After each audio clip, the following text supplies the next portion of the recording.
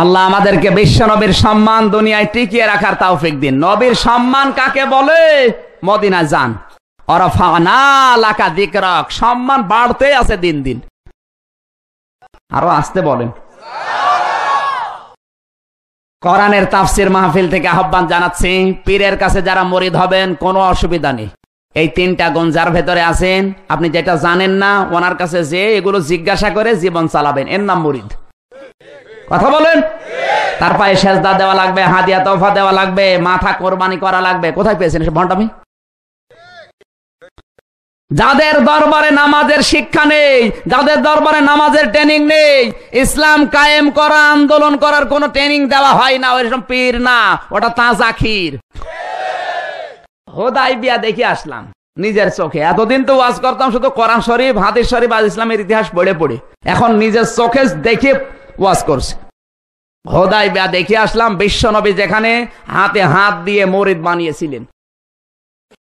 1400 সাহাবী নিয়ে আসলেন, সবার পরনে কাফনের কাপড়। কিসের কাপড়? কাফন বোঝেন?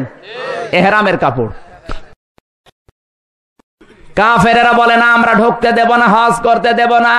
নবীজি বলেন আমার কোনো উদ্দেশ্য নেই, শুধুমাত্র হজ করেই চলে যাব। ওরা বলে না, আল্লাহর নবী হযরতে ওসমানকে পাঠালেন। ভালোভাবে শুনবেন, শিক্ষা আছে এখানে, যেহেতু আমি নিজের চোখে দেখে এসেছি। আমার ভাইরা, হযরত ওসমানকে ওরা আটকিয়ে ঘোষণা দিয়ে দিল ওসমানকে হত্যা করা হয়েছে। বিশ্ব নবী ওই হুদাইবিয়ার ওই যে বাবলা গাছ এখনো পর্যন্ত চারাটা আছে, এখানে হাজি আছে নাকি? পাশে একটা মসজিদ, ওই গাছের নিচে নবীজি হাত ফেলে দিলেন, ডাক দিয়ে বললেন সাহাবীরা 1399 জন এখনো আমার সাথে আছে, তোমরা ইহরামের কাপড় খুলে ফেলো। একটু গবেষণা করেন। উনি কি জানতেন না যে ইহরামের কাপড় খুলে ফেললে আমার হজ হবে না? উনি জানতেন না? নিয়ত করার পরে কেউ যদি ইহরামের কাপড় পরে, ওর গা চুলকানো জায়েজ নেই, মাথা চুলকানো জায়েজ নেই, কারণ একটা পশম যদি খুলে পড়ে হজ হবে? এই কথা বলছেন না কেন? দম দেওয়া লাগবে। কত বড় কঠিন হজের আমলগুলো। কিছু দেখলাম মুরব্বী মানুষ যায়, ওয়াজিব আদায় নেই, ফরজ আদায় নেই, সুন্নত আদায় নেই, সব মানুষ দিয়ে করাচ্ছে। এই জন্য 55-60 বছরের উপরে যাদের বয়স, আপনার হজে যাওয়ার দরকার নেই, কারণ হজের যে আমল এত কঠিন। আমি 25 বছরে যে তাই হাঁপ লেগে যায়। যেখানে কোরআন নাজিল হয়েছে উঠতে আমার মতো যুবক মানুষ 1 ঘন্টা 15 মিনিট সময় লেগেছে। আল্লাহর নবী আবু বকরকে নিয়ে যায় জায়গায় লুকিয়েছিলেন গারে সোর, 3.5 ঘন্টা সময় লেগেছে আমার মতো মানুষ, তাও পাতলা। 2 গিলাস পানি গেছে, 2 বোতল, 1 বোতল জুস গেছে, তাও পারি না। আর বুড়ো মানুষ 70 বছর বয়স, একজন মিলিয়ে নড়াতে হয়, ও পারবে? ওর দাদা পারবে? শুধু আলহাজ হওয়ার জন্য যায়, নামের আগে পরে হাজী সাহেব আলহাজ। এই একটা ওয়াজিব আদায় করতে পারে না, শয়তানকে পাথর মারতে যেতে পারে না, ওয়াজিব। মানুষকে টাকা দিয়ে বসে করে দাও। তাকিয়ে দেখলাম এক মুরব্বী, এই নোয়াখালী বাড়ি, পাথর নিয়ে গেছে, একবারে সব পাথর মারা শেষ। শেষে আর পাথর নেই, জুতা খুলে মারিস। ডাক দিয়ে বললাম মুরব্বী জুতা কই? বলে শয়তান মেরে ফেলিস। কি আবেগ গো! আফসোস করে বললাম মুরব্বী এখানে একটা পাথরের পিলার বানানো আছে, এই শয়তান মারার জন্য পাথর শেষ করে জুতা পর্যন্ত হারিয়ে ফেললেন। আর বাংলাদেশে যাওয়ার পরে শয়তানের মিছিলের আগে আগে থাকেন। এরকম হাসি তো একটা আছে না? নেই? আছে মানে আমরাই, আছে মানে নাম ধরা লাগবে।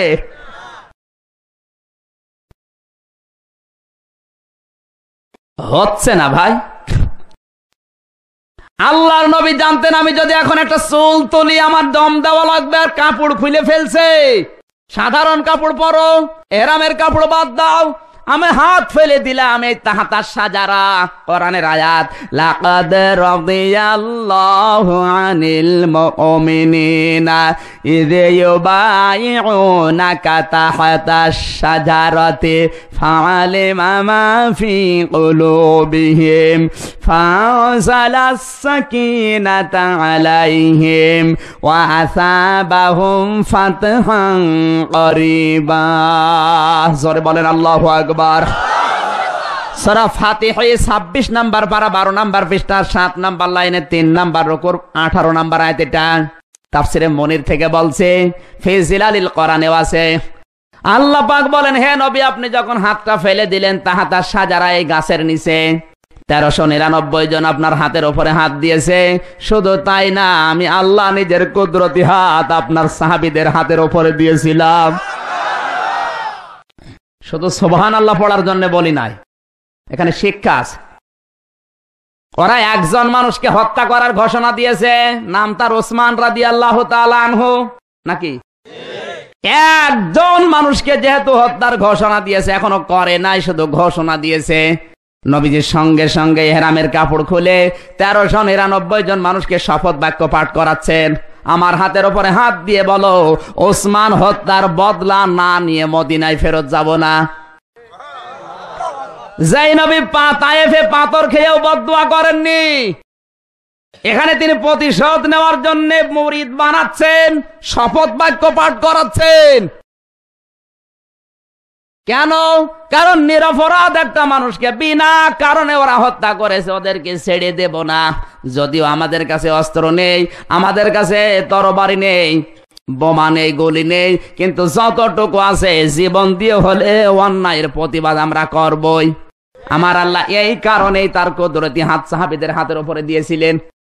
তাফসিরে মনির, তাফসিরে ফি জিলালিল কোরআনের মুফাসসির এগুলো লিখেছেন। এই হুদায়বিয়া বাংলাদেশে আছে। আপনি কার মুরিদ হয়ে বসে আছেন? আমি রাগ করছি না, কার মুরিদ হয়ে বসে আছেন বলেন? আজ বাংলাদেশের প্রত্যেকটা পীর যদি হুদায়বিয়ার এই শিক্ষাটা নিত, কোন মানুষ আজ বিনা অপরাধে মারা যেত। কত গুম হয়ে যায়, কত খুন হয়ে যায়, কত মানুষ হারিয়ে যায়, কত মানুষ বিনা বিচারে মারা যাচ্ছে। আর আমরা হুদায়বিয়ার ইতিহাস পড়ি, কান্নাকাটি করে শেষ করে দেই।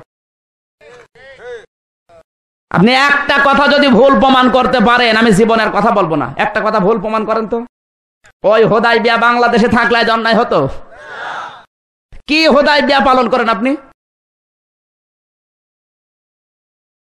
আপনাকে আমি পীর হতে নিষেধ করছি না, এরকম পীর হন। হযরতে শাহজালাল যেমন ছিলেন, এক হাতে তরবারি আর এক হাতে কোরআন শরীফ, আর আমার এক হাতে তসবিহ আর এক হাতে ভুড়ি। নবীজি জানিয়েছেন আমার উম্মত যদি 3টা সুন্নত আদায় করে, কখনো ওর ভুড়ি পেটের চাইতে বুকের চাইতে ওসা হবে না। আজ বাংলাদেশের যতগুলো পীর এই দেওয়ানবাগি থেকে শুরু করে 100টার প্রায় 95টা, 5টা বাদ দিয়ে এই 95টার অবস্থা এরকম, শুধু ভুড়ি।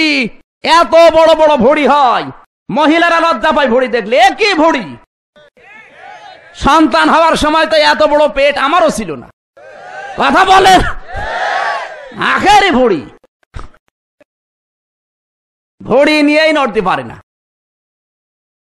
এই 3টা সুন্নাত পালন করে খাবার খান তো কোনোদিন আপনার পেট বুকের চাইতে ওসা হয় কিনা দেখছি। আগের সুন্নত কোনো খবর নেই, পরের সুন্নত মিষ্টি খাওয়া সুন্নত, আমরা আরো খাবার চাই। যারা বেশি বেশি খাবে ওদের 2টা জিনিস বড় হবে তাড়াতাড়ি, একটা মোষ আর একটা ভুড়ি। আপনি লক্ষ্য করে দেখবেন, কুষ্টিয়ার বড় বাজারে এক চাচাকে বললাম, চাচা আপনার এই গপগুলো তো কাঁচা ছিল, পাকলো কবে? যে গপ পাকা না, দুধ খেতে যে সর লেগেছে। চিন্তা করেন কত বড় মোষ, দুধ খেতে যে সর লেগেছে টের পায়নি। এত বড় বড় মোষ জেনারেল ওসমানের মতো পাকিয়ে রাখে, যেটা রাখার দরকার ওইটা রাখে না, আগাছা রেখে দিয়েছে। কথা বলেন। টেলিভিশনে মাঝে মাঝে দেখি এগুলো বুদ্ধিজীবী কথা বলতেছে, মুখ দিয়ে না গপ দিয়ে বোঝা যায় না। এরা যদি বুদ্ধি দেয় ইসলামের পক্ষে দেবে। কয়েকদিন আগে এক বুদ্ধিজীবী ঘোষণা দিয়েছে, সৈয়দ শামসুল হক কুড়িগ্রামের কবি বলতেও আমার ঘৃণা হয়, আর এর কবিতাগুলো আজ বিশ্ববিদ্যালয়ে আমাদের সিলেবাসে দিয়েছে। কয়েকদিন আগে মারা যাওয়ার আগে ঘোষণা দিয়েছে, যখন আজানের ধ্বনি বেশি আসে আমার মনে বলে একটা কাককে বলি তুই কা কা কর, কাকের কা কা আওয়াজ আজানের চাইতে আমার ভালো। আপনার যদি বিশ্বাস না হয় ফেসবুক খোলেন, আমি এখনই বের করে দেখাচ্ছি। এই কথা যে মুসলমান নামধারী বলতে পারে, ওর কি ঈমান আছে? আর যে আল্লাহু আকবার সহ্য করতে পারে না, ওর আবার জানাজা হয়, ওর জন্য আবার কালকে মিলাদ দিয়েছে কুড়িগ্রামে। ও শয়তানের জন্য মিলাদ দিয়েই কি আর না দিয়েই কি, কথা বলেন? ও তো এমনিও জাহান্নামে যাবে, অমনিতেও জাহান্নামে যাবে, জোরে বলেন ঠিক কিনা? যারা আল্লাহু আকবার সহ্য করতে পারে না, ও জানাজা পড়া জায়েজ নেই, কারণ জানাজা পড়াতে হলেই তো আল্লাহু আকবার বলা লাগবে, কথা বলেন? যাদের জীবনের কর্মসূচিতে আল্লাহু আকবার নেই, আমি যদি ওই রকম জানাজা পাই ডিজিটাল কায়দায় পড়াবো। আল্লাহ সারা জীবন যেভাবে চলেছে, কবরে দেওয়ার পরে সাইজ করবা ওইভাবে আল্লাহু আকবার। যা শয়তান, কোন জায়গায় যাবি যা। সারা জীবন আল্লাহু আকবারের বিরুদ্ধে, আর এখনো জানাজা আল্লাহু আকবার দিয়ে পড়াবো না?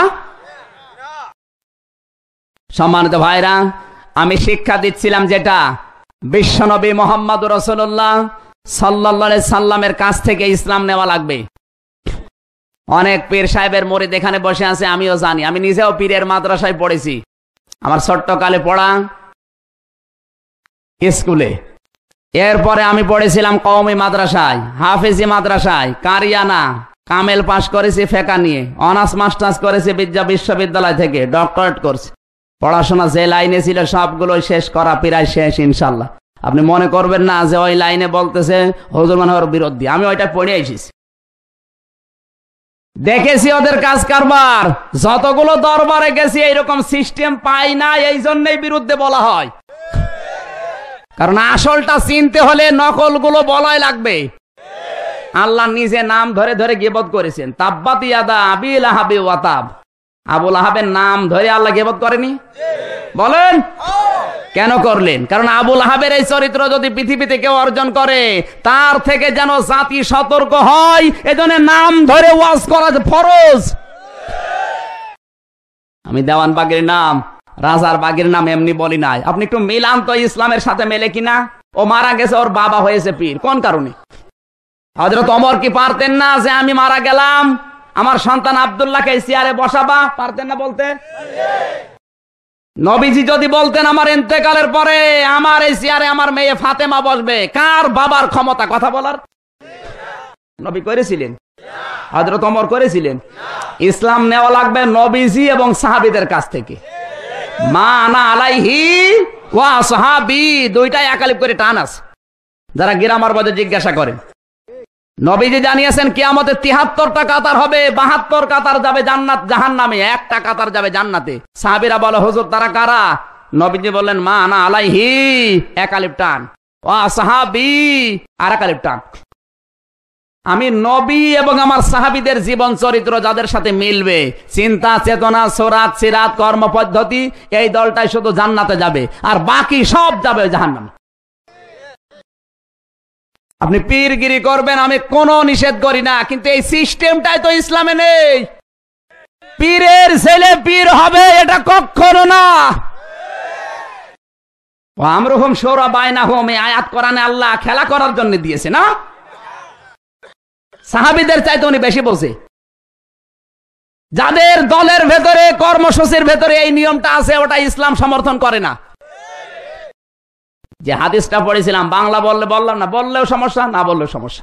ইদা কানা উমারাউকুম খিয়ারাকুম, বিশ্বনবী বলেন এমন সময় আসবে দেশের নেতৃত্বে যারা আছে, এই দায়িত্বশীল মানুষগুলো যখন সবচাইতে উত্তম চরিত্রের হবে, ওয়াগনিয়াউকুম সুমাহাকুম, দেশের ধনী মানুষগুলো যখন দানশীল হবে, ওমরুকুম শুরা বাইনাকুম, যখন দুনিয়ার সব কাজ পরামর্শ করে করবে, ফাবাতনুল আরদি খায়রুল লাকুম মিন যাহরিহা ফাযাহরুল আরদি খায়রুল লাকুম মিন বাতনিহা, তখন জমিনের এই জায়গাটা নিচের জায়গার চাইতে ভালো হবে।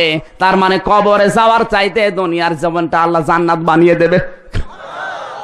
হাদিসের শেষ অংশ দেখুন, ওয়াইদা কানা উমারাউকুম শিরারাকুম, কিন্তু যখন দেশের দায়িত্বশীল মানুষগুলোর চরিত্র খারাপ হয়ে যাবে, দোষ চরিত্রের অধিকারী এরা হবে,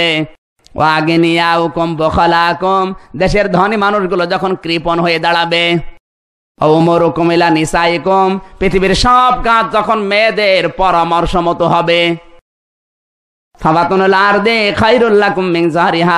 আমি নবী বলছি তখন দুনিয়ার চাইতে কবরের জীবনটাই তোমাদের জন্য ভালো। আমার মনে হয় ১৫০০ বছর আগে নবীজি জানিয়েছেন হাদিস, বাংলাদেশে এখন ১০০ ভাগ মিলে গেছে।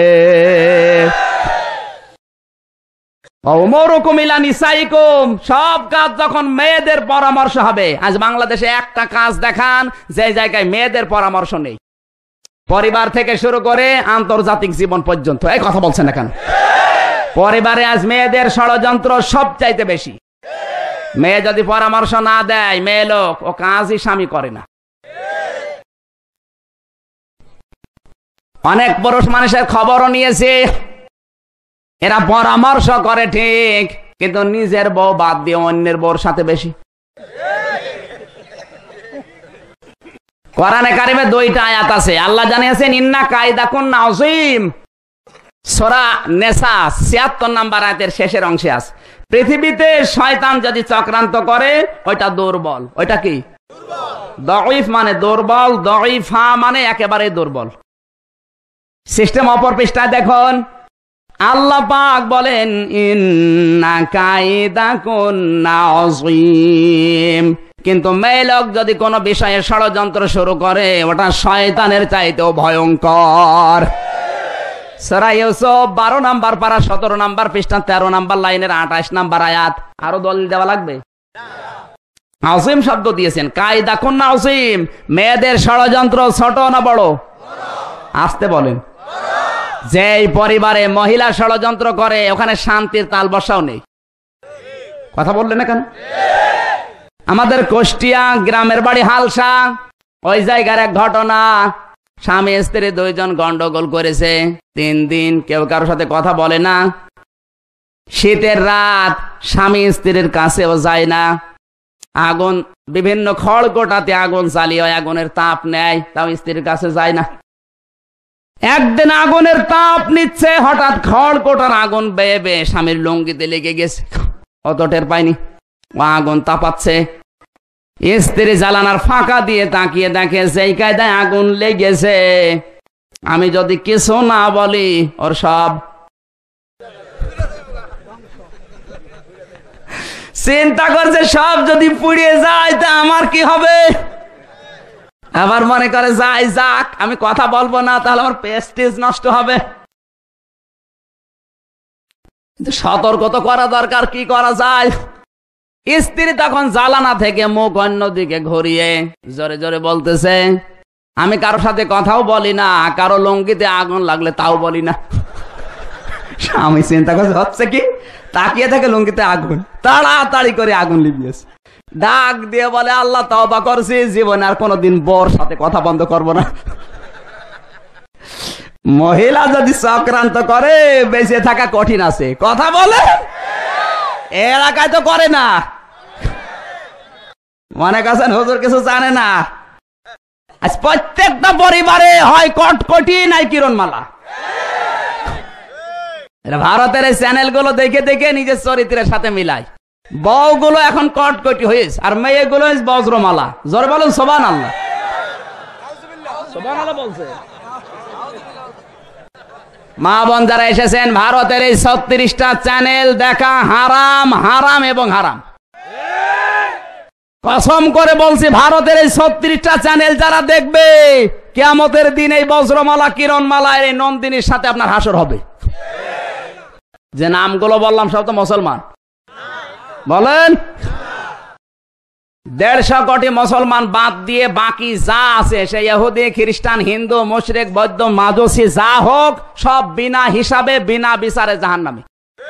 তাহলে নন্দিনী বিনা বিচারে বিনা হিসাবে জাহান্নামী, পাকি, কটকটি, এদের চরিত্র আজ যারা নিজেদের সাথে মিলাচ্ছেন, আজ বউ শাশুড়ির ভেতরে যে দ্বন্দ্বটা, এটা ছিল না। ভারতের এই সিরিয়াল তুমি আসবে বলে এইটা দেখে দেখে হয়েছে। কথা বলুন।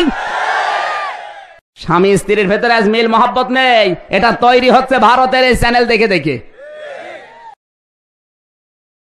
মা বোন যারা এসেছেন, আপনাদের কাছে আহ্বান জানাচ্ছি কোরআনের মাহফিল থেকে কোন দিন আর ভারতের এই চ্যানেল তওবা করেন। কারণ কোরআনের মাহফিলে এসেছেন আপনি মুসলমানের মেয়ে, বাদ দিয়ে দেন, দেখেন আমাদের পরিবারে শান্তি আসে কিনা। সম্মানিত ভাইরা, আমি বোঝানোর চেষ্টা করছিলাম আল্লাহ রাব্বুল আলামিনের নবীকে পৃথিবীর ময়দানে আমাদের আদর্শ করে আল্লাহর নবীকে আল্লাহ পাঠিয়েছেন। নবী যদি সুপারিশ কারোর জন্য না করে কেউ জান্নাত পাবে না। আর কোরআন গ্যারান্টি দিয়েছে নবী সুপারিশ করবে যাদের ভেতরে দুইটা গুণ আছে। কয়টা? আমি বলবো না শেষ করে দেব? ইয়াউমাইযিল লা তানফাউ শাফাআতু ইল্লা মান আযিনা লাহুর রাহমানু ওয়া রাদিয়া লাহু কাওলা। সূরা তাহা 16 নাম্বার পারা 18 নাম্বার পৃষ্ঠা 13 নাম্বার লাইনের 12 নাম্বার লাইনের 109 নাম্বার আয়াত। এটা কান লাগান। আল্লাহ পাক বলেন ইয়াউমাইজিন, সেই দিন, লা তানফাউ, নাফায়ান ফাও মানে উপকার পাওয়া। এটা মজারের আলোচনা, বর্তমান ভবিষ্যৎ, প্রেজেন্ট ফিউচার। আল্লাহর নবী আল্লাহ পাক বলেন সেই দিন সুপারিশ করলে কাজে লাগছে না, ভবিষ্যতেও লাগবে না। কাদের জন্য? ইল্লা মান আযিনা লাহুর রহমান, যাকে রহমান এজেন্ট না দেবেন, অনুমতি না দেবেন, রাদিয়া লাহু কাওলা, এমনকি যার কথাবার্তা শুনতে আমার আল্লাহ রাজি না থাকবেন। আপনার জন্য আমার জন্য নবী যদি সুপারিশ করতে চাই, আয়াত দুইটা শর্ত দিয়েছে। এক নম্বরে আপনার জীবনের উপরে, আপনার প্র্যাকটিক্যাল লাইফের উপরে আমার আল্লাহর রাজি থাকা লাগবে। এমনকি আপনি কথাবার্তা যেটা বলেন ওই কথার উপরও আল্লাহর রাজি থাকা লাগবে। অনেকে মাইক পেলে ওর মুখ ঠিক থাকে না, সংবাদ সম্মেলন করে 100টা কথা বলে 98টা মিথ্যা। এরকম মানুষ দেশে নেই? যদি একটা বারের জন্য চিন্তা করতো নবীর সুপারিশ পাওয়ার জন্য কথা হিসাব নিকাশ করে বলা লাগবে, ও কোনদিন আউল ফাউল বক্ত। আরে দেশে যত মিথ্যা কথা বলা যায় তার দাম তত বাড়ে। বাংলাদেশে কিছু হাইব্রিড শয়তান তৈরি হচ্ছে। কি শয়তান? হাইব্রিড। কেউ চিনত না, হঠাৎ আঙ্গুল ফুলে কলা গাছ হয়ে এখন মুসলমানের মাথার উপরে ছড়ি ঘোরাচ্ছে। এই কথা বলছে না কেন? না গাজীপুরে নেই? মনে করছেন হুজুর কিছু জানে না? না,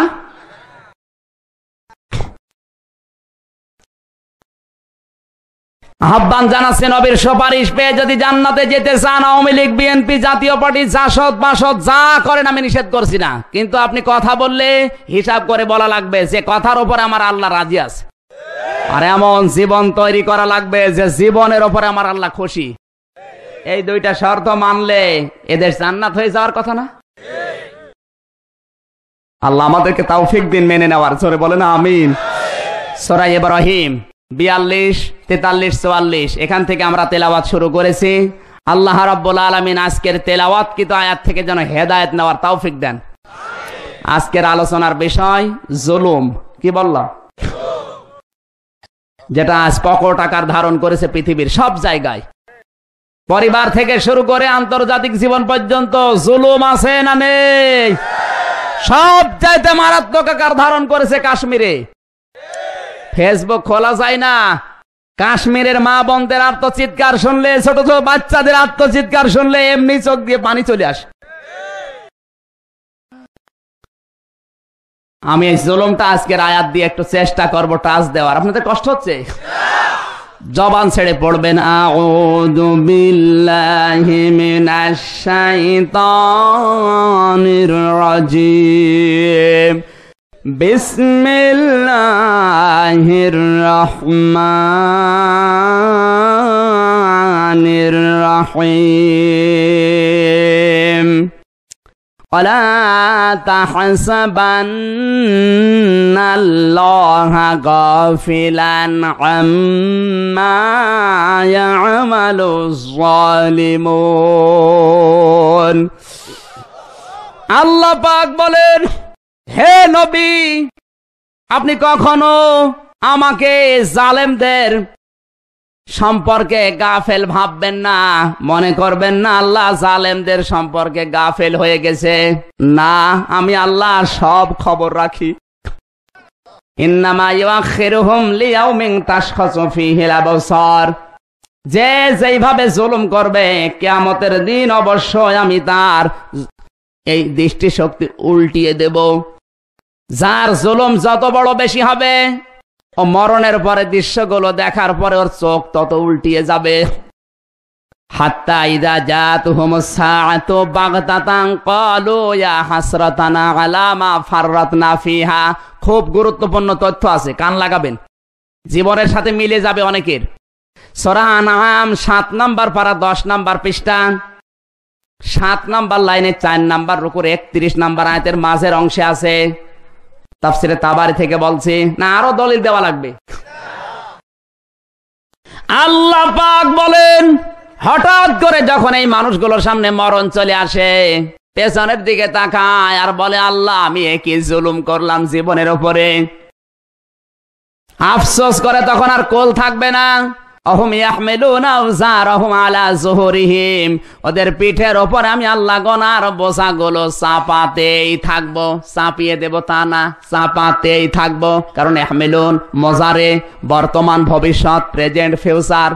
এই কোরআন বোঝা যাচ্ছে নাকি আরো ভেঙে ভেঙে বলা লাগবে? ঝার এক বচন, আওজার বহু বচন। আলা মানে উপরে, জোহর মানে পিঠ, হিম মানে তাদের পিঠের ওপরে গোনার বোঝা আমি চাপাতেই থাকবো। আলা সামা ইয়াসিরুন। ফেরেশতারা ওদের দেখে বলবে, কত নিকৃষ্ট বোঝা এই লোকটা বহন করে নিয়ে যাচ্ছে। জোরে বলে নাউজুবিল্লাহ। এটা যদি আমার পক্ষে হয়, সভাপতির জীবনে এরকম নেমে আসে, আমাদের মতো কপাল পোড়া কেউ আছে? হ্যাঁ? আর আপনারা সব আল্লাহর ওলি। এবার আমি একটা ব্যাখ্যা দিচ্ছি, কান লাগাবেন। পৃথিবীতে 50 বছর হায়াত পেয়েছিলাম আমি। 50 বছরে গোনা করেছি 5 মন। মারা যাওয়ার পরে ওই 5 মন গোনা যদি আমার পিঠের উপরে তুলে দেয়, আমার বিচার শেষ না? মানে আরে ভাই কথাই বসেন তো, কথা বোঝা যায়নি এখনো। আমি 50 বছর হায়াতে 5 মন গোনা করেছিলাম। 5 মন গোনা আমার পিঠের উপরে চাপিয়ে দিলেই তো বিচার শেষ নাকি? আপনি এখানে আসেন, আমি নিচে যাচ্ছি। না মানে আপনি আমার চাইতে বেশি বলছেন।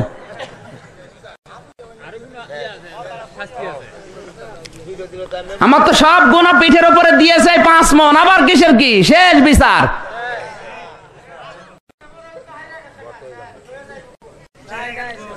এবার কান লাগান, আয়াতের ব্যাখ্যা বলছে, মানুষ 50 বছরে 5 মন গোনা করে মারা গেছে, 5 মন তুলে দিলেই তার বিচার শেষ। কিন্তু একটা মানুষ যদি মারা যাওয়ার পর 5 মনের উপরে 500 মন গোনা চাপিয়ে দেয়, আল্লাহ অবিচারক। জি, এদিকেও জি না বলছেন কোন কারণে? 5 মন গোনা আমার পিঠের উপরে চাপিয়ে দিলে বিচার শেষ হয়ে যাওয়ার কথা, কিন্তু 500 মন চাপাবে যেহেতু আউজার। কোরআনের এক একটা শব্দ গবেষণামূলক। আমি 26 খানা তাফসীর বিশ্ববিদ্যালয়ে মিলিয়েছিলাম এই আউজার শব্দের সাথে। কেন আল্লাহ আউজার দিলেন ঝার না দিয়ে? কারণটা কি? আমার গবেষণার বিষয় এটা। আমার আল্লাহ জানিয়েছেন আউজার দিয়েছি এই কারণে, তুমি হয়তো 50 বছরে 5 মন গোনা করে মারা গেছো, কিন্তু তোমার সন্তান তো আর বসে নেই, তোমার মেয়ে তো বসে নেই, তোমার স্ত্রীও বসে নেই, তোমার দলীয় লোকজন বসে নেই, তোমার যে সংগঠন ওরা বসে নেই। ওরা তো 180 মাইল বেগে চালাচ্ছে। ওরা যত অন্যায় করবে, যত অপরাধ করবে, যত জুলুম অত্যাচার নির্যাতন করবে পৃথিবীর মানুষের উপরে, তোমার আমল নামায় ফিলাক্সে লোড হয়ে একটা একটা করে গোনা যাবে। হিসাব নিকাশ করে জীবন চালান। শুধু সংগঠন বানানো না, আজ অনেকে দলীয় ভাবে হাজার হাজার সংগঠন তৈরি করছে। কথা বলছেন না কেন? যুব সংগঠন, ছাত্র সংগঠন, কৃষক সংগঠন, বুড়ো সংগঠন, কত সংগঠন বানিয়েছে। এরা যত অন্যায় অপরাধ অত্যাচারমূলক কাজ করবে, আমি তো মারা গেছি 50 বছর আগে 5 মণ গোনা নিয়ে, কিন্তু এরা বসে নেই। এরা যত রাস্তার টাকা, যত মিলের টাকা, যত ব্যাংকের টাকা, যত অত্যাচারমূলক কাজ করবে, আমার আমল নামায় কিন্তু ফ্লেক্সি লোড আর বিকাশ হয়ে যাবে। কি হয়ে? বিকাশ। যদিও গোনা ছিল আমার 5 মণ, কিয়ামতে আল্লাহ চাপিয়ে দিচ্ছে 500 মণ। দোষ সব আল্লাহর। কার? এজন্য বয়স এখনই আমাদের পরিবর্তন হওয়ার, এখনই পরিবর্তন হওয়ার সময়। কারণ আমাদের হায়াতের কোনো গ্যারান্টি নেই। কথা বলেন ঠিক কিনা? এই মুহূর্তে যদি আপনি পরিবর্তন হতে না পারেন, আমার আল্লাহ কিন্তু আপনাকে শুধু ঢিল দিয়েছে। ওয়ালা তাহসাবান্নাল্লাহা গাফিলান আম্মা ইয়ামালুজ জালিমুন। হে নবী, আপনি কি ধারণা করেন যে জালেমদের সম্পর্কে আমি জানি না? একেবারে যা করছেন পয়েন্টে পয়েন্টে আমি আল্লাহর কাছে জবাব দেওয়া লাগবে। আজ এই জুলুম যত প্রকার পৃথিবীতে, আমরা যদি মুক্ত হতে না পারি, আমার আল্লাহ বলেন পৃথিবীর মানুষ যদি কারো উপরে জুলুম করে, আমি সব সহ্য করতে পারি, এই জুলুমটা সহ্য করতে পারি না। আমি আল্লাহ তখন বলি যে জমিন তুমি ওকে গ্রাস করে ফেলো। যেহেতু নবী শুধু দোয়া করেছি, আল্লাহ আমার উম্মত তুমি একবারে ধ্বংস করে দিও না, এই জন্য কিছু হয় না। কথা বলছেন না কেন? যত জুলুম আমাদের জীবনে, আজ ব্যক্তিগত জীবনে জুলুম আছে না নেই? কোরআনে কারীম জানিয়েছে, قُلْ يَا عِبَادِيَ الَّذِينَ أَسْرَفُوا عَلَىٰ أَنفُسِهِمْ لَا تَقْنَطُوا مِن رَّحْمَةِ اللَّهِ إِنَّ اللَّهَ يَغْفِرُ الذُّنُوبَ جَمِيعًا إِنَّهُ هُوَ الْغَفُورُ الرَّحِيمُ। সূরা জুমার 24 নম্বর পারা 3 নম্বর পৃষ্ঠা 9 নম্বর লাইনে 53 নম্বর আয়াত। আল্লাহ পাক বলেন, হে পৃথিবীর বান্দা বান্দিরা, নিজের উপরে জুলুম করে নিজেকে যারা ধ্বংস করে ফেলেছো, নৈরাশ হয়ে যেও না, ফিরে আসো আমি আল্লাহর রহমতের দিকে। আমি আল্লাহ ইচ্ছা করলে এখনো সব গুনাহ মাফ করে দিতে পারি। কারণ আমার নাম গফফার, আমার নাম রহিম। এই দুটি নামের খাতির নিয়ে আমি আল্লাহ বসে আছি। মানুষ যদি গোনায় না করবে, আমার এই গাফফার নাম আমি খাটাবো কোন জায়গায়? এজন্য মানুষ যত অন্যায় করবে, যত মাফ চাবে এই বান্দার প্রতি, আমি তত খুশি। সুবহানাল্লাহ বলতে পারেন না? আমার ভাইরা, আজ আমাদের জীবনটা অন্ধকার হয়ে গেছে। অনেক মানুষ পাপ করতে করতে এমন পর্যায়ে পৌঁছে গেছে, এখন ওর পাপ আর পাপ মনে হয় না। আল্লাহর নবী বলেন, প্রতিটি মানুষের অন্তর একটা আয়নার মতো, যখন একটা দাগ দেবে, ওখানে একটা কালো দাগ দিলে ওই দাগ পড়ে যাবে।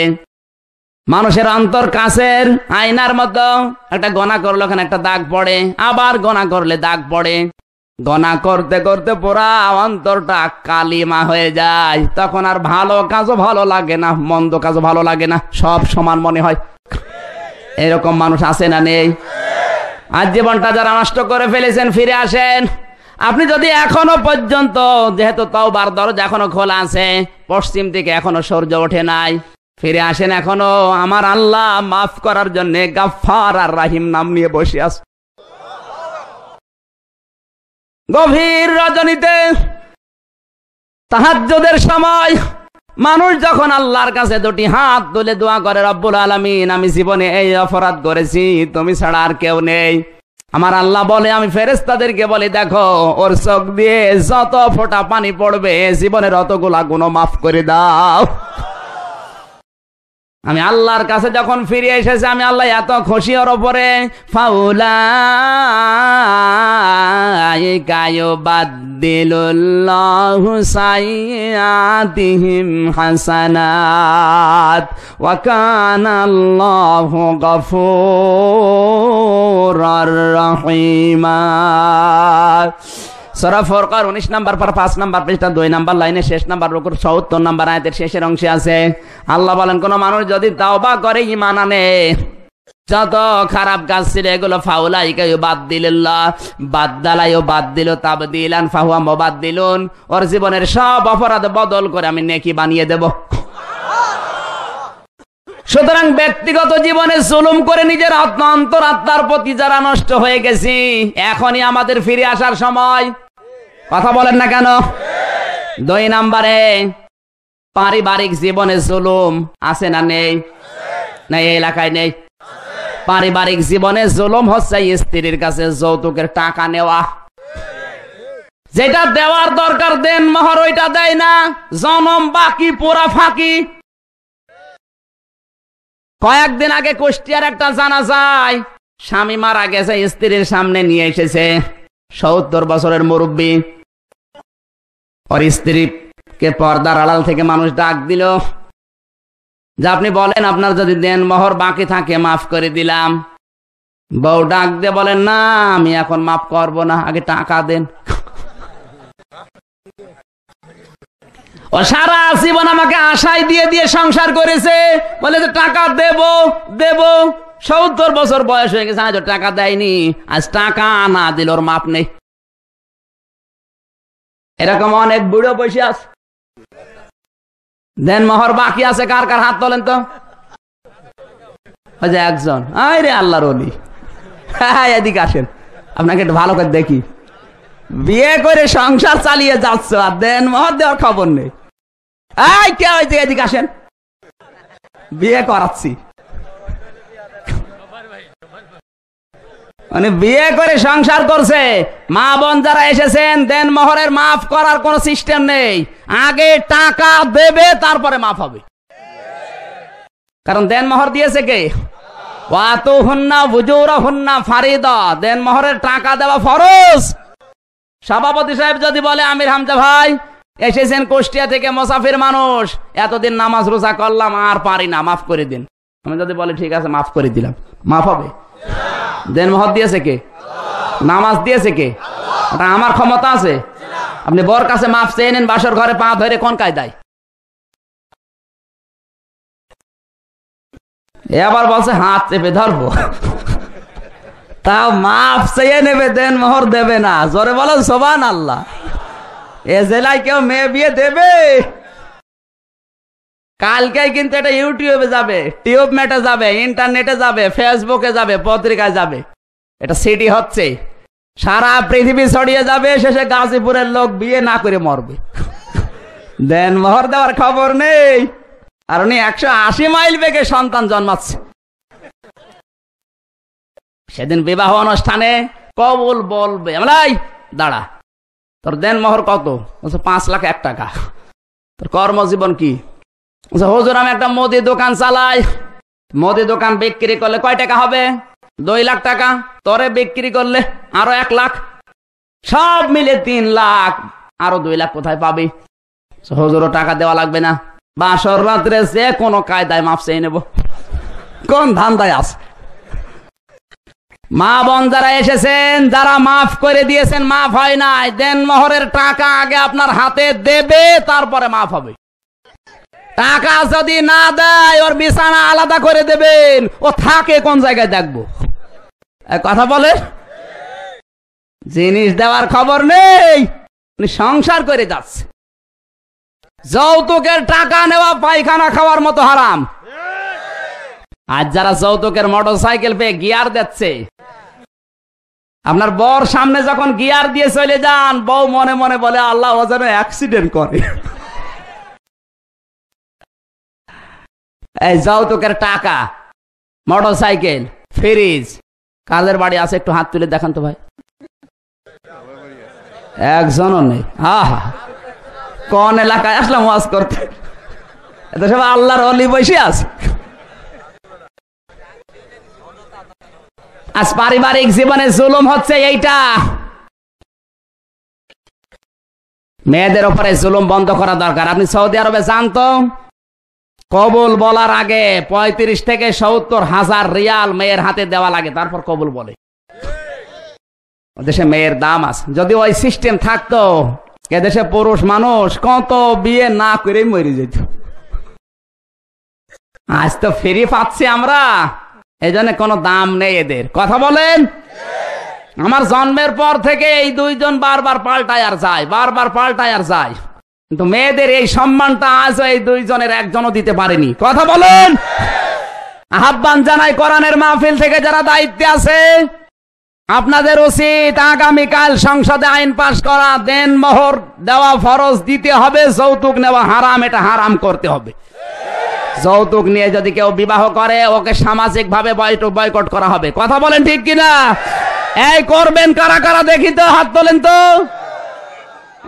নিয়ে বসে আছে আবার হাত তুলছে, হাত নামান। মনে করছেন হুজুর জানে না, সব খবর নিয়ে এসেছি। আজ স্ত্রীর উপরে যে জুলুম গুলো চলছে আমাদের পারিবারিক জীবনে, আমি অনেক পরিবারের খোঁজ নিয়েছি। আমি আল কোরআন রিসার্চ ফাউন্ডেশনের সদস্য। মা বোন যারা এসেছেন তাদেরকে বলছি, একটা মেয়ে যখন আপনার বাড়িতে আসে, মেয়েটাকে নিজের মেয়ের মতো মনে করা ফরজ। অথচ অনেক শ্বশুর আছে, শাশুড়ি আছে, নিজের মেয়ে ভুল করলে, দোষ করলে মাফ করে দেয়, কাজ না জানলে শিখিয়ে দেয়। আর অন্যের মেয়েটা একটু ভুল করলে আগে ছেলের কানে কানে তুলে দেয়। এরকম শাশুড়ি আছে না নেই? একটাই দোষ ওই মেয়েটার, মেয়েটা গরিবের মেয়ে, চেহারা ভালো না, যৌতুকের টাকা দেয়নি, এই জন্য ছেলেকে বলে তুই তালাক দিয়ে দে, তোর একটা ভালো বউ এনে দেব। এরকম শাশুড়ি আছে না নেই? যেই শাশুড়ির কারণে ছেলের সংসার ভাঙবে, যেই শাশুড়ির কারণে মেয়েটা দুঃখ পাবে, কষ্ট পাবে, সংসার নষ্ট হয়ে যাবে। এই শাশুড়ি যদি নামাজ রোজাও করে, মেশকাত শরীফের হাসিয়ায় আছে, এই শাশুড়ি আর শ্বশুর মরণের আগে বেঈমান হয়ে মারা যাবে। এরকম শ্বশুর শাশুড়ি বাংলাদেশে দুই একটা আছে না নেই?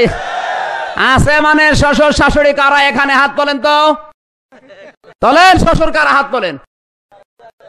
আল্লাহ, কি এলাকায় আসলাম, ভয়তে হাতও তোলে না, একজনও নেই। ওই যে একজন শুধু। আপনার হাত তোলার দরকার নেই ভাই, আপনি হাত আরো নিছেন আমার। হাদিসের হাসিয়া বললাম, এখন যদি আপনার চরিত্র না পাল্টায়, কসম করে বলছে আপনি বেঈমান হয়ে মারা যাবেন। নামাজ রোজা হজ যাকাতে কাজ দেবে না। আজ অনেক পরিবারে খোঁজ নিয়েছি, মেয়েটা আসার পর শ্বশুর শাশুড়িকে দেখতেই পারে না, অথচ নিজের মা বাবা ভুল করলে মাফ করে দেয়, আর শ্বশুর শাশুড়ি একটু ভুল করলে স্বামীর কানে কানে তুলে দেয়। এরকম বউ বাংলাদেশে তো একটা নেই? কার কার বউ এইরকম 2 নাম্বার বউ আমি দেখতে চাই? হাত তোলেন, তোলেন।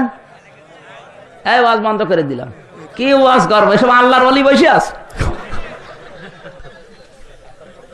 মা বোন যারা এসেছেন, আপনাদের কারণে, আপনাদের মন যেহেতু সংকীর্ণ, এই ছোট মনের কারণে আজ শ্বশুর শাশুড়ির দ্বন্দ্ব, বউ শাশুড়ির দ্বন্দ্ব, যেটা আজ এদের কারণে। ছোটখাটো বিষয় নিয়ে ওরা সহ্য করতে পারে না।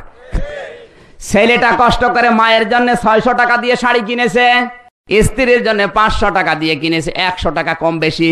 এই জন্য 3 মাস গন্ডগোল বউ শাশুড়ির। এরকম পরিবার আছে।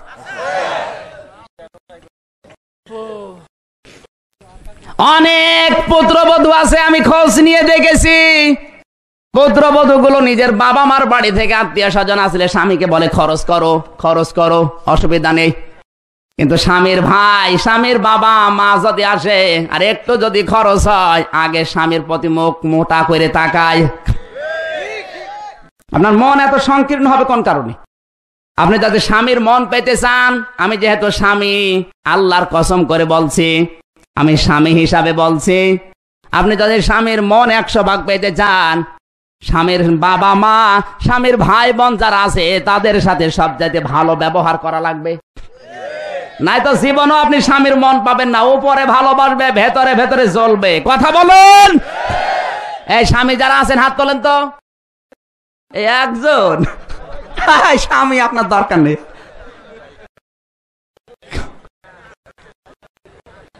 হাদিসের হাসিয়া গুলো বললাম, হাসির খোরা কিনা।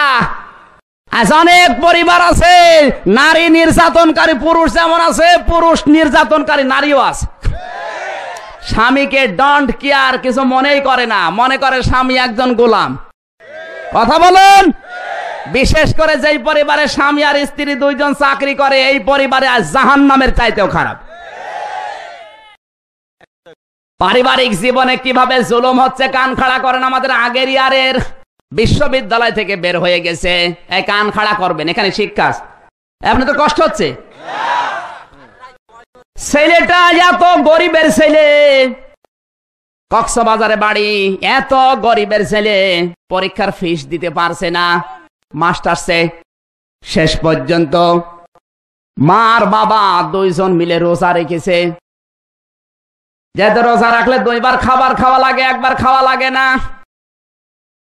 খুব খেয়াল করে শুনবেন, হেদায়েত আল্লাহ দিলেও দিতে পারে। 1 বেলার খাবার বাঁচিয়ে ওই টাকা গুছিয়েছে, কিছু মানুষের কাছে হাত পেতে পেতে কিছু টাকা নিয়েছে, ওই টাকা দিয়ে পরীক্ষার ফিস জমিয়েছে। এত কষ্ট করে ছেলেটাকে মাস্টার্স পরীক্ষায় পাশ করালো। মাস্টার্স পরীক্ষা দিয়ে ছেলেটা পাশ করে বেরিয়ে গেছে, ঢাকায় একটা চাকরিও পেয়েছে কোম্পানিতে বড়।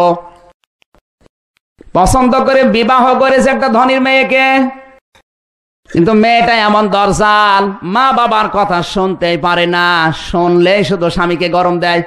বাধ্য হয়ে ছেলেটার মা বাবার খোঁজ খবরই নেয় না। এরকম পুত্রবধূ বাংলাদেশে এখন আছে না নেই? ও মনে করে আমি বিয়ে করে কবুল বলে আনলাম, আমারই সব, আর মা বাবা ডিলেট। শেষ পর্যন্ত ওর বাড়ি যাওয়াই বন্ধ করে দিয়েছে, মা বাবার কথা আর বলে না, বললেই গরম দেবে। স্ত্রীর কাছে গোলাম হয়ে গেছে, যেহেতু যৌতুকের টাকা নিয়েছে। শেষ পর্যন্ত ওর বাবা 65 বছর বয়স, একটাই ছেলে, খোঁজ খবর নেয় না 2 বছর। কি করবে, ওর আশা ছেড়ে দিয়েছে। একটা ছাগল ছিল ছোট্ট, বিক্রি করে কিছু মানুষের কাছে ধার কর্জ করে ভাঙ্গা একটা রিক্সা কিনেছে। ভাঙ্গা রিক্সাটা নিয়ে চলতেছে, তাও দিনের বেলা বের হয় না। শীতের সময় রাতের বেলা মাথার উপরে চাদর দিয়ে, মাফলার দিয়ে মুখ পেঁচিয়ে, ছোট্ট একটা গামছার টোকরা মুখের ভেতরে দিয়ে ভাড়া মারতে যায়। ওই যে নাইট কোচ গুলো আসে রাত্রে, ওই ভাড়া মারে, মানুষ যেন চিনতে না পারে। কারণ দিনের বেলা যদি বের হয়, মানুষ বলবে তোমার ছেলে এত বড় চাকরি করে আর তুমি রিক্সা চালাও। বাধ্য হয়ে রাতের বেলা এইভাবে কাজ করে করে সংসার চলছে, কিন্তু মায়ের হাঁপানি বাড়তে আছে। এদিকে ঔষধ দিতে পারে না, 3 দিন মা পড়ে আছে, খাওয়া দাওয়া কথাবার্তা বন্ধ। বাবা বাধ্য হয়ে এই সমস্ত দৃশ্য দেখে দিনে দিনে অসুস্থ হয়ে যাচ্ছে, ঔষধের টাকা জোগাড় করতে পারে না। দিনের বেলা বের হবে সম্ভব না, ছেলের বদনাম হবে। ছেলেটা ঢাকায় কার কাছে যেন শুনেছে ওর মা 3 দিন পড়ে আছে, কথাবার্তা বন্ধ, খাওয়া দাওয়া নেই। বাধ্য হয়ে স্ত্রীর কাছে অনুমতি চাইতে গেছে, বউ বলেছে না, তোমার মা বাবা গরিব, যাওয়া যাবে না। শেষে স্ত্রীর সাথে গন্ডগোল করেছে, রাগারাগি করে রাতে নাইট কোচে বাড়ি চলে এসেছে। রাতের বেলা এসে 2টার দিকে নেমেছে। 2টার সময় রাতে নামার পর কেউ নেই, দেখে একটা রিক্সা টিম টিম করে আলো জ্বলে, ডাক দিয়ে বলে এই খালি, এইদিকে আয়। গলার আওয়াজ শোনার পরে বাবা বুঝতে পেরেছে এটা আমার জন্ম দেওয়া সন্তান।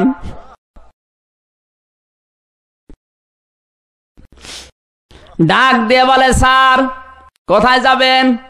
যেহেতু মুখের ভেতরে গামছা দেওয়া, মুখটা বড়া পেঁচানো, চাদর দিয়ে মাফলার দিয়ে বোঝা যাচ্ছে না। বলছে শান্তি পাড়ায় অমকের বাড়িতে যাব। লোকটা বলে স্যার অমক আপনার কি হয়? যা হয় হোক, তুমি যাবে কিনা? ওঠেন স্যার। রিকশায় তুলে নিয়েছে, এমনিতেই মুরব্বী মানুষ, অসুস্থ, 3 দিনের শরীরে না খাওয়া পিরায়। আস্তে আস্তে যখন চালায়, ছেলেটা পেছনে ধাক্কা দিয়ে বলছে জোরে চালান। কিছু দূর যাওয়ার পরে আবার ডাক দিয়ে বলে চালাতে পারো না, রিকশা নিয়ে রাতের বেলা বের হও, তোমার কি ছেলে নেই? আবার দিয়েছে ধাক্কা। 3য়বার যখন ধাক্কা দিয়েছে, মনের ভেতরের চাপা ব্যথা যেন উতলিয়ে উঠেছে, আর সহ্য করতে পারে না। রিকশা থেকে নেমে ডাক দিয়ে বলে স্যার আপনার মোবাইলের লাইটটা একটু মারেন তো। নিজের মাফলার খোলার পর চাদর মাথা থেকে ফেলে দিয়ে বলে, সন্তান একটু দেখো আমার চিনতে পারো কিনা। তোমাকে সার বানাতে গিয়ে আমার জীবনটা নষ্ট হয়ে গেছে। আমি রোজা রেখে রেখে তোমার পরীক্ষার ফিস দিয়েছিলাম। তোমার সম্মানে দিনের বেলা আমি বেরো হতে পারি না, মানুষ তোমার বদনাম করবে। রাতের বেলা মাথা ঢেকে চাদর দিয়ে মাথা মড়িয়ে মাফলার দিয়ে মুখ পেঁচিয়ে আমি রাতের বেলা বের হই। নাইট কসে লোকজন আসে, ওদেরকে বাড়ি পৌঁছিয়ে ওইটা দিয়ে আমার সংসার চলে। তোমার মা 3 দিন পড়ে আছে, ঔষধের পয়সা নেই, বাধ্য হয়ে আমি বের হয়েছি।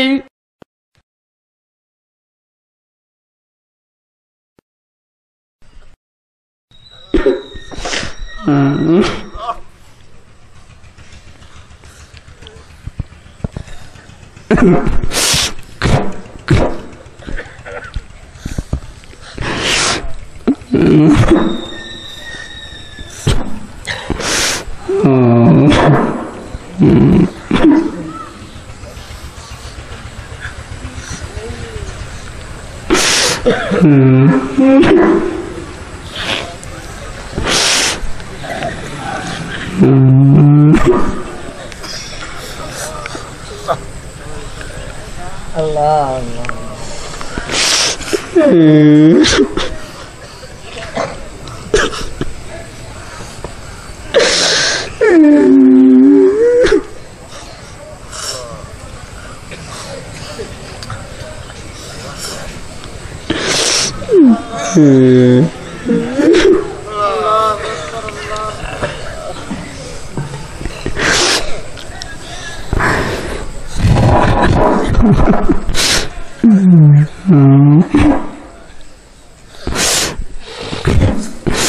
ছেলেটা রিকশা থেকে নেমে পায়ের পা মায়ের বাবার পা জড়িয়ে বলে, বাবা তুমি রাতের বেলা রিকশা পেলে কোথায়? তুমি আমার 2 বছর খোঁজ নাওনি। বাধ্য হয়ে বাড়ির ছোট্ট ছাগলটা বিক্রি করে আজ এই ভাঙ্গা রিকশা কিনেছি। তুমি 3বার আমাকে ধাক্কা দিয়েছো পিঠে। আমি শেষের বার আর সহ্য করতে পারি নাই। এমনিতেই আমি অসুস্থ, 3 দিনের না খাওয়া শরীর আমার। দিনের বেলা তো ভাড়া হয় না, তোমার জন্য আমি বের হই না। তোমার মা ওদিকে পড়ে আছে, কথাবার্তা বন্ধ, জানি না কি অবস্থায় আছে। ছেলেটা বলে, চলেন তাড়াতাড়ি বাড়ি। যে দেখে বাড়ি পৌঁছানোর 10 মিনিট আগে ওর মা মারা গেছে।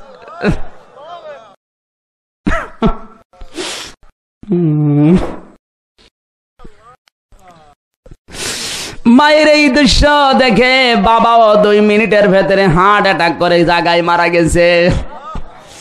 ছেলেটা মার বাবার লাশ জড়িয়ে বলে, মা বাবা আমি দুনিয়াও হারালাম, আখিরাতও হারালাম।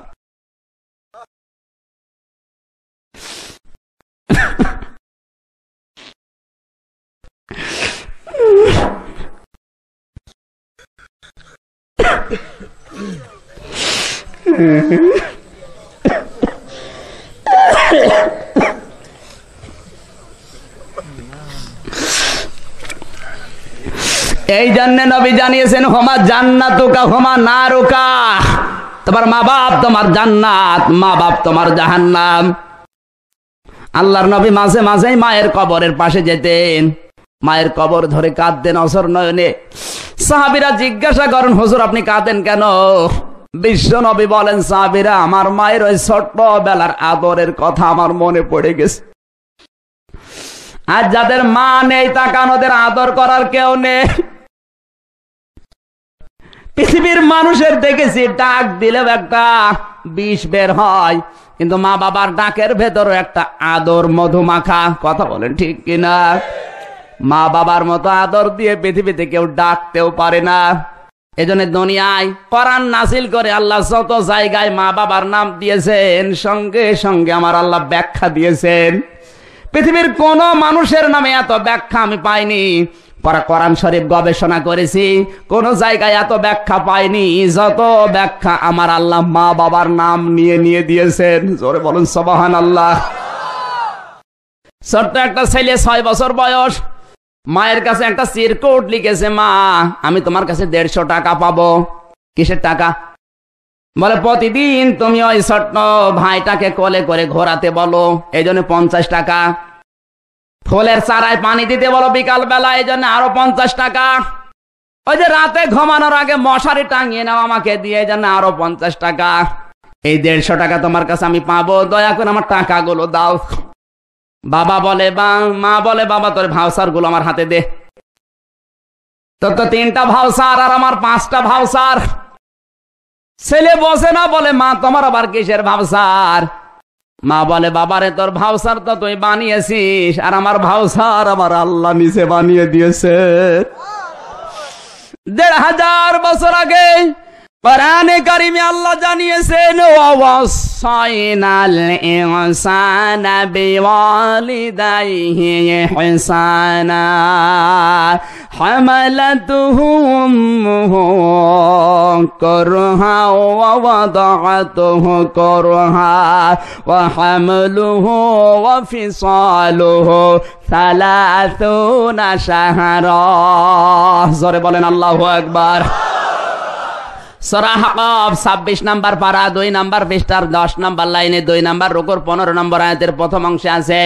তাফসীর ইবনে কাসির থেকে বলছে, আল্লাহ পাক বলেন পৃথিবীর সব মানুষের জন্য আমার উপদেশ, নসিহত, ওসিহত, এই তোমার মা বাবার সাথে ইহসান করবা, কারণ তোমার মা তোমাকে কষ্টের পরে কষ্ট সহ্য করে পেটে নিয়েছে।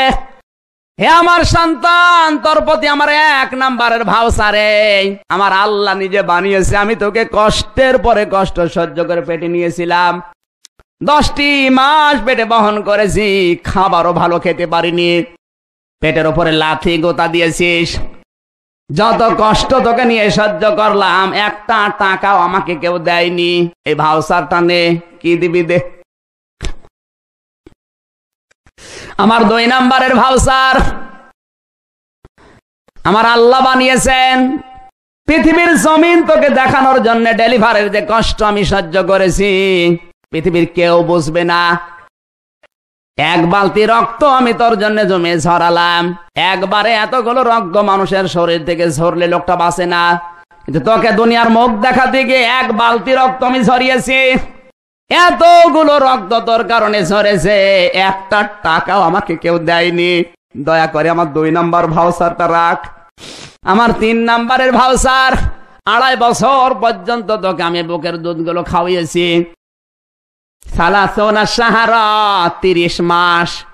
মাত্র 215 বছর আগে বিজ্ঞান প্রমাণ করেছে মানুষ জন্ম হওয়ার পরে প্রতিদিন মায়ের স্তন থেকে 8 বার করে দুধ খায়, প্রত্যেকবার 1 পোয়া করে, প্রতিবার 1 পোয়া করে 8 বারে 2 কেজি হয়। 2.5 বছর হিসাব করেন, 30 মাস। কম পক্ষে মায়ের স্তন থেকে একটা মানুষ দুধ খেলে 76 মণ দুধ খেয়েছে। তোর জন্য 76 মণ দুধ আমি দিয়েছি, 1টা টাকাও আমাকে কেউ দেয়নি। এ ভাউচারটা রাখ। 4 নাম্বারে ভাউচার, তোর যখন জ্বর, তুমুল জ্বর, ডাক্তাররা ফেরত দিয়েছে। আমি রাতের বেলা নামাজ আর রোজা তোর মাথার কাছে বসে বসে মান্নত করতাম, ডাক দিয়ে বলতাম, রব্বুল আলামিন আমার কলিজার টুকরা সন্তানের যদি হায়াত না থাকে আমি হায়াত দিয়ে দিলাম, তুমি আমাকে মেরে ফেলো, আমার কলিজার টুকরা ছেলেকে বাঁচিয়ে রাখো। বাবারে তোর জন্য আমার হায়াত পর্যন্ত আমি দিয়ে দিয়েছি, এই ভাউচারটা রাখ। আমার 5 নাম্বারে ভাউচার, তুই রাতের বেলা যতদিন বাড়ি না ফিরিস ততদিন আমি তোর জন্য রাত জেগে থাকি। তার বাস্তব প্রমাণ আমার মা। সারা বাংলাদেশের প্রায় 61টা জেলা আমি ঘুরেছি, যেখানেই থেকে বাড়ি যাই 1টা ডাক দিলে মা যেদিন বাড়িতে থাকে আগে দরজা খুলে দেয়। দেখি কাঁদতেছে, জিজ্ঞাসা করে কাঁদো কেন? বলে যে কাঁদি এই জন্যে যেদিন আমি থাকবো না ওই দিন বুঝবি। তুই যতক্ষণ পর্যন্ত বাড়িতে না আসিস, রাত 2টা 3টা 4টা বাজুক আমার ভালোভাবে ঘুম হয় না, বারবার আমি দেখি গাড়ির হরেন বাজে কিনা।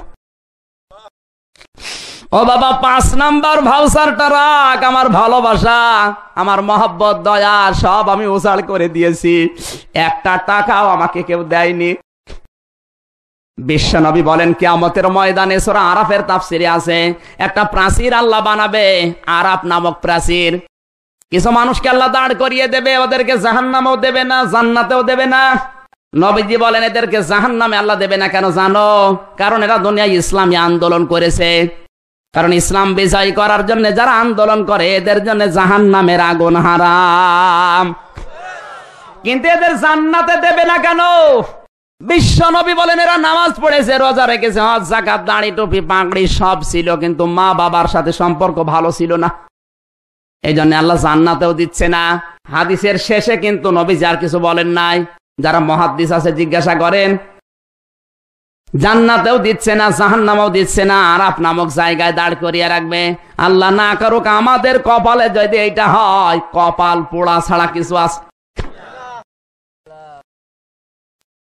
পারিবারিক জীবনে মা বাবার উপরে জুলুম এ দেশে আছে না নেই? নাই গাজীপুর বাদ। আমার যুবক ভাইরা, পৃথিবীর সব যদি হারিয়ে যায় একদিন না একদিন পাওয়া যাবে। মা বাপ যদি একবার হারিয়ে যায় দুনিয়া খুঁজলেও আর পাওয়া যাবে না। পাওয়া যাবে নকলটা, আসলটার মতো না। আমার ভাইরা, কোরআনে কারিমের জন্য যেখানে খরচের নীতিমালা দিয়েছেন, ইয়াসআলুনাকা মাযা ইউনফিকুন কুল মা আনফাকতুম মিন খায়রিন ফালিল ওয়ালিদাইনি ওয়াল আকরাবিন। জোরে বলেন আল্লাহু আকবার। সূরা বাকারা 2 নম্বর পারা 12 নম্বর পৃষ্ঠা 13 নম্বর লাইনে 215 নম্বর আয়াতের প্রথম অংশে আছে তাফসিরে ফি জিলালিল কোরআন। আল্লামা সাজ্জাদ কুতুব রাহমাতুল্লাহ আলাইহি আয়াতের তাফসীর করতে গিয়ে লিখেছেন, হে নবী, দুনিয়ার মানুষ যদি প্রশ্ন করে যে খরচ করব কোন জায়গায়, আপনি বলুন ভালো ভালো কাজে খরচ করবা। আর দুনিয়ায় যত ভালো কাজ আছে এর 1 নাম্বার ভালো কাজ হচ্ছে মা বাবার জন্য খরচ করা। জোরে বলেন সুবহানাল্লাহ। এগুলো আমি বানিয়ে বানিয়ে বলছি, এ ওয়াজকার বলেন। কারণ পৃথিবীতে কোন মানুষ যদি মা বাবার জন্য খরচ করে, নবীজি বলেন ওটা খরচ থাকে না, ওটা সাদগা হয়ে যায়। আরো আসতে বলেন। আপনি মন থেকে খরচ করে দেখেন, 1 টাকা খরচ করলে কমপক্ষে 10 গুণ বৃদ্ধি করে আমার আল্লাহ দেখাবে। আমার নিজের প্র্যাকটিক্যাল লাইফ থেকে বলছি, আমার ঈমান থেকে আমি কথা বলছি। যেখান থেকে ইনকাম উপায় করা শিখেছি, মা বাবা চাওয়ার আগেই দেওয়ার চেষ্টা করি। 10টা টাকা দিলে আমার আল্লাহ 100 টাকা আমার হাতে ধরিয়ে দেয়। কোরআনে কারীম জানিয়েছে, রাব্বুকুম আ'লামু বিমা ফি নুফুসিকুম ইন তাকুনু সালিহিনা ফাইন্নাহু কানা লিল আওয়াবিনা গফুরা। জোরে বলেন আল্লাহু আকবার। সূরা বানী ইসরাইল 15 নম্বর পারা 3 নম্বর পৃষ্ঠা 9 নম্বর লাইনের 25 নম্বর আয়াতে আছে, রব্বুল আলামিন বলেন, মা বাবার খেদমত মন থেকে করো না লোক দেখানোর জন্য করো, ওটা কিন্তু আমি আল্লাহ জানি। অনেক অফিসার আজ লোক রেখে দিয়েছে, নিচে কোনোদিন খোঁজ খবর নেয় না। এই কথা বলছেন না কেন? নিজের বউ নিয়ে ছেলে মেয়ে নিয়ে খুব আরামে দিন কাটাচ্ছে। একটা কাজের লোক রেখে দিয়েছে, যা তোরে মাসে 2000 টাকা দিয়ে দেব, আমার মাকে দেখবি। 2000 কেন 50,000 টাকা দিলে তুমি যেভাবে দেখতে ওইভাবে দেখবে না। কথা বলেন ঠিক কিনা? আমার কি নিচে নামা লাগবে? হচ্ছে না। জুলুম আজ পারিবারিক জীবনে মা বাবার উপরে, এমনকি সন্তানের উপরেও জুলুম আছে না এলাকায় নেই? সন্তানের উপরে জুলুম কি? আল্লাহর নবী বলেন সন্তানের উপরে জুলুম হচ্ছে তার একটা সুন্দর নাম রাখা, তাকে দ্বীনের শিক্ষা না দেওয়া, সৎ পাত্রী দেখে তাকে বিবাহ না দেয়া, তার একটা সুন্দর কর্মজীবন তৈরি করে না দেওয়া, এগুলো সন্তানের উপরে জুলুম। এলাকায় নেই? ছেলে হওয়ার পরে নাম রেখে দিয়েছে বল্টু। ছোট কাল থেকে যেই নাম একবার পড়ে যাবে ওই নাম কিন্তু মারা যাওয়ার আগে আর মুছবে না। কথা বলছে না কেন? উপন্যাসে পড়লাম এক লোক নাম রেখেছে, তার নাম ফ্যানচাটা। কি নাম? একটা নাম হইল, লোকটা গরিব ছিল, মানুষ ফ্যানচাটা বলে ডাকতো, অসুবিধা নেই। কিন্তু ধনী হয়ে গেছে এখন, তার একটা এলাকায় সম্মান আছে। চিন্তা করছে আমার সব কিছুই পরিবর্তন হয়ে গেছে, কিন্তু এই নাম ফ্যানচাটা আমি পাল্টাবো। গরু ছাগল জবাই করে এলাকার মানুষকে খাওয়াচ্ছে, মেম্বার চেয়ারম্যানকে দাওয়াত দিয়েছে, মেম্বার সাহেব মাইক হাত নিয়ে বলছে, ভাইরা আমার, বোনেরা আমার। লোকটা গরিব ছিল, নাম ছিল ফ্যানসাটা, অসুবিধা ছিল না, কিন্তু এখন ধনী হয়ে গেছে, তার একটা সম্মান আছে এলাকায়। আজকে থেকে আমি তার নাম পরিবর্তন করে দিলাম, আজকে থেকে তার নাম হলো মধুসাটা। নাম দিয়েছে মধুসাটা। লোকটা আবার মাইক হাতে নিয়ে বলছে, ভাইরা আমার, বোনেরা আমার, আমার গরু ছাগল গেল, খাবার দাবার গেল, আমার নামেরও পরিবর্তন হইলো, কিন্তু নাম থেকে ওই চাটাটা আর গেল না। আগে ছিলাম ফ্যান চাটা, এখন হলাম মধু চাটা। আপনি যাই করেন, ছেলেমেয়ের নাম অর্থবোধক সুন্দর নাম নবীদের সাথে সাহাবীদের সাথে মিলিয়ে রাখবেন, অর্থবোধক নাম রাখবেন, নাই তো নাম যদি একবার পড়ে যায় কালু, মরণের আগ পর্যন্ত কালুই থাকবে। আর এখন আমরা নাম দেখে দেখে রাখি সিনেমা, নাম রেখে দেয় ছেলে ডিপ জল, অত ডিপ জল মার্কাই হবে, কথা বলুন। আর জুলুম সব জায়গায়, সামাজিক জীবনে জুলুম আছে, পারিবারিক জীবনে জুলুম 180 মাইল বেগে চলছে আজ। আর রাজনৈতিক জীবনে জুলুম নেই। এই পয়েন্টটা বাদ, এইটা বলা যাবে না। রাজনৈতিক জীবনে যে জুলুম, অর্থনৈতিক জীবনে জুলুম, এরপরে আন্তর্জাতিক জীবনে যে জুলুম, এক একটা পয়েন্টের ভেতরে লক্ষ লক্ষ কথা এই আয়াতে লুকিয়ে আছে। আর ওনারা 10টা আয়াত দিয়েছে আমার। সম্মানিত ভাইরা, তরজমা না, যেহেতু তাফসিরুল কোরআন মাহফিল লিখা, শুধু তরজমা করলে গুনাহ হবে। এই আয়াত পর্যন্তই থাক, সামনে বছর যারা আসবে আয়াত কোরআন শরীফ শেষ করা এত তাড়াতাড়ি কেন? আপনি কি নবীর চাইতে বেশি বোঝেন? আল্লাহর নবীরা এক একটা আয়াত নিয়ে, হযরত ওমর সূরা নাস সারা জীবনে শেষ করতে পারেন নাই। তাদের গবেষণা ছিল কি, কুল আউযু বিরাব্বিন নাস, আমি আমার রবের কাছে আশ্রয় চাই, যতক্ষণ পর্যন্ত রব মানে 5টা অর্থ। রব মানে কি? আইনদাতা, রিজিক দাতা, বিধানদাতা, প্রতিপালক এবং উকিল। এই 5টা অর্থ নিজের জীবনের সাথে না মিলাতে পেরেছেন, ততক্ষণ পর্যন্ত সামনের আয়াতে যান নাই। আর আমরা শুধু আয়াত শেষ করি। তাহলে তাফসীরুল কোরআন মাহফিল লেখার দরকার নেই। এই সমস্ত জুলুমগুলো আমাদের জীবনে আছে। আমি ব্যাখ্যা করে বলতে গেলে রাত শেষ হয়ে যাবে, 12টা বাজে। 12টার পরে আমি কথা বলি না। যে পর্যন্ত বলেছি, আল্লাহ এ পর্যন্ত আমাকে, সামনে যারা আছে আমল করার তৌফিক দিন। এখনো মাহফিল 3 দিন আছে, এরপরে আবার তাহাজ্জুদের নামাজ, ফজরের নামাজ, সকালবেলা আমার বিশ্ববিদ্যালয়, যে আবার ক্লাস ধরা লাগবে। আজকে মাপ চাই, আজকে পর্যন্ত। আমিন না ভাই, আগামীতে আসলে আমি ডবল মাহফিল করি না। আজকে এরা জোর করে আমার নিয়েছে। আগামীতে আসলে 9টার দিকে উঠবো, 12টা পর্যন্ত 3 ঘন্টা আমার একটা আয়াত দেবেন। আমি গবেষণা কমফিল কোরআনুল আযীম, ওই পেছনে বই আছে আমার লিখিত, ওই বইটা যাদের লাগে অবশ্যই নিয়ে যাবেন। আল্লাহুম্মা আমিন। রব্বানা যালামনা আনফুসানা ওয়া ইল্লাম তাগফির লানা ওয়া তারহামনা লানাকুনান্না মিনাল খাসিরিন।